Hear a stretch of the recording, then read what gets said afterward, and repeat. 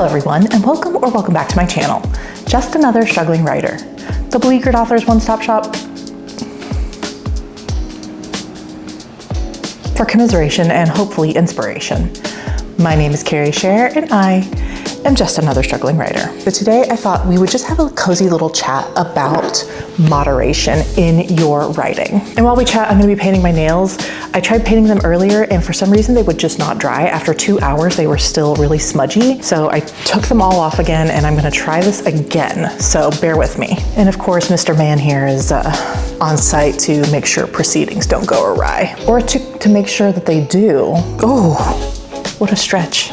Wasn't caught on camera, but it was a great stretch. So what do I mean by moderation? Last month, as I was getting ready for the end of the year and thinking about the videos I wanted to make in 2026, I made a poll in my community tab asking you guys, the audience, what kind of videos you would like to see me make in 2026. And the results were mixed.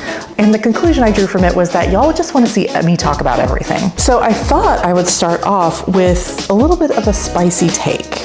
An unpopular opinion that I personally do hold. If you've spent any amount of time in the author space, online or elsewhere, it's probably pretty apparent that authors have a lot of really strong opinions, especially about craft. And from the way some big names in the industry talk about it, there are certain rules that you simply do not break if you ever want to get published. Don't open your book with a dream sequence or with your character waking up and looking at themselves in the mirror, for example. Don't introduce your inciting incident too late or too early, a subject for another video.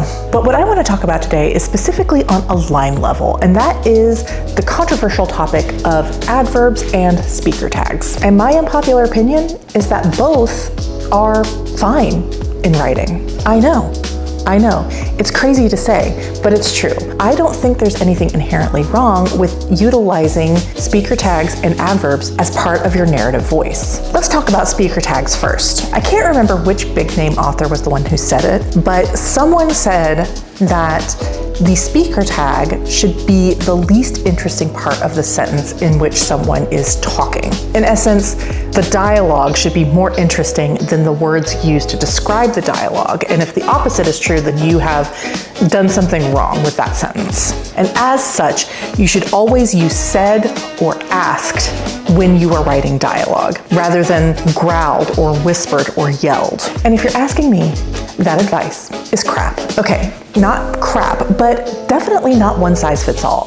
I have come to the realization that I think that sort of advice is endemic of a specific kind of genre, something more literary or character driven, where the immersion comes from being inside the character's head, not what they are physically engaging with or doing outside of their body. And so if you are drawing attention to what they are doing, you're bringing the reader outside of that experience and subtracting from the overall experience. I don't necessarily think that is the case for more plot-driven or setting-focused genres, such as the spectrum of speculative fiction, fantasy, sci-fi, horror. In those genres, immersion can come from the characters, but it also comes a lot from the setting and what is going on in the plot. And so if you have a rogue character sneaking into a castle and they stub their toe on something as they're sneaking around in a room, and their reaction is to go, shit, I want to know. I think it's okay in that situation to use a different speaker tag to describe how they say shit. Is it yelled? Does that then draw attention?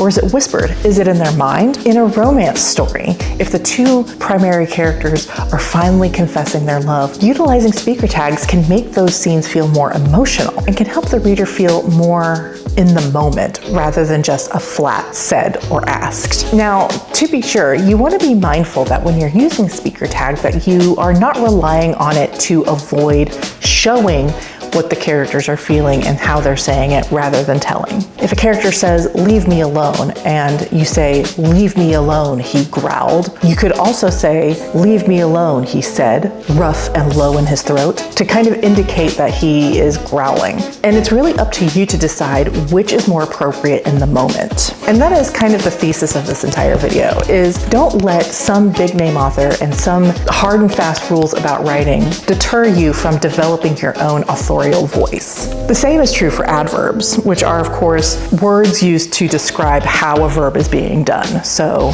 you walk lightly, you speak slowly. Again, like speaker tags, these words can be used to convey context of what is going on in the scene in a short amount of space. Is someone speaking softly? Are they knocking loudly? Are they doing anything confidently or nervously? Like speaker tags, adverbs are a tool writers can use to enhance their writing. But as I mentioned at the beginning of this video, it's all about moderation. While I don't believe you should cut out speaker tags or adverbs from your writer lexicon just because someone online said that it pulls readers out of the moment, largely because I don't necessarily think that's true. I certainly don't notice them when I'm reading, but also because they are part of our language to be used for specific situations. The key is having a deft touch. If you are in the middle of a paragraph and you are struggling to come up with some variation of the word said because you don't want to use the word said, then you may want to step back and consider what the purpose of avoiding that word is. Is it just because you don't like the word or it's too boring for you? Said is not inherently a bad or boring word. A lot of times it's the right word for the moment. So if you look back at your writing and you see that you haven't used said at all on a page full of dialogue, you've probably swung too far in favor of flowery or purple writing. If you have more than one adverb in a sentence, or if every action is accompanied by an adverb, again, you may want to look at your writing and see how you can change up the flow or the cadence or how you are describing things. Look for opportunities to describe the action without an adverb. Show us instead of telling us if a person is using light footsteps to get across a room without making any noise. You could say they moved quietly, or you could say they walked on their tiptoes, creeping around the room, paying very close attention to where the furniture is so that they don't bump into things. You could mention that their senses are heightened because they don't want to be caught. All of these things are ways to add context without using an adverb.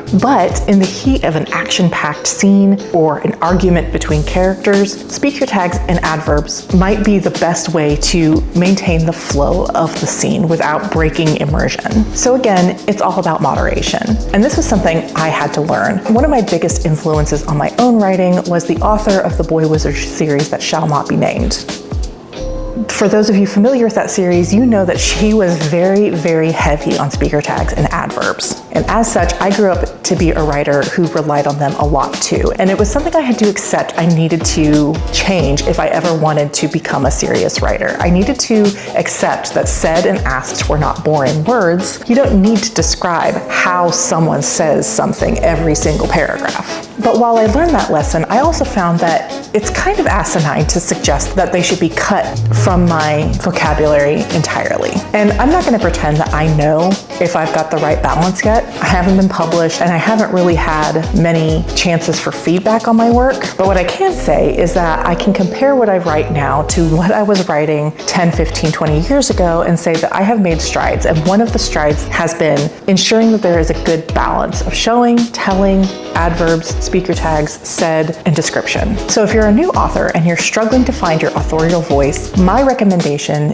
is first to ignore what everyone is saying, even me, and just write your book. The best way to get better at the craft is to just write, and to write and write and write and write and write. But if you have finished a draft and you're ready to start revising, the biggest thing I think you could keep in mind is moderation. And no piece of writing advice is one size fits all, nor should any of it ever be taken in the extreme. If someone is telling you, never do this or always do this, there's no room for nuance there. And that's just not what the creative process is about. And that's pretty much all of my thoughts on speaker tags and adverbs. Essentially, I think they're fine in writing. In fact, I think they can actually be used as a handy tool to help immersion for a reader, not break it. But I also think that that's probably genre specific. And if you are writing in a genre where those are not conventionally used, maybe try cutting them out and seeing how that goes. But if you're like me, a speculative fiction writer, paying close attention to how you're describing the world and how people are moving through it, I think is a really important part of the experience of reading genre fiction. And that's pretty much all I have for you today. Thank you so much for watching. I so appreciate it. If you like my content and want to support the channel, please like and subscribe or consider leaving a comment down below. If you made it all the way to the end of this video, please leave me a shouting emoji for our speaker tag and adverbs conversation. In my next video, I will have my regular weekly writing vlog for you. I hope you look forward to it, and I will see you then. Bye.